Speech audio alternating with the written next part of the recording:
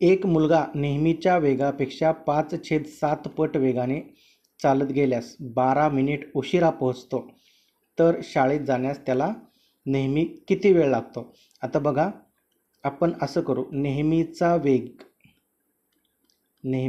वेग आपण घेऊ x आणि नंतरचा वेग आपण घेऊ x1.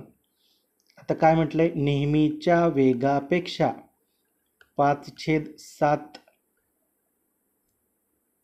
वेळ लागतो. मग x1 भागिले x याच्या वेगाचं गुणोत्तर किती आहे? वेगाचं गुणोत्तर आहे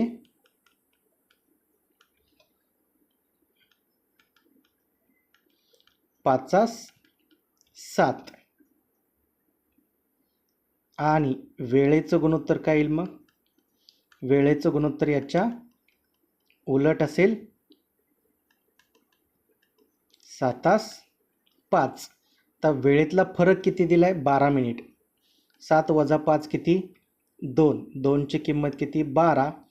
1ची किंमत 6. 1ची किंमत 6. तर त्याला किती वेळ लागतो? x1 म्हणजे नेहमी वेळ किती लागतो? 5. मग 1ची किंमत 6, तर नेहमी लागणारा वेळ किती असेल? 5 गुणिले 6 30 मिनिट. म्हणजे उत्तर किती असेल आपलं? 30 मिनिट.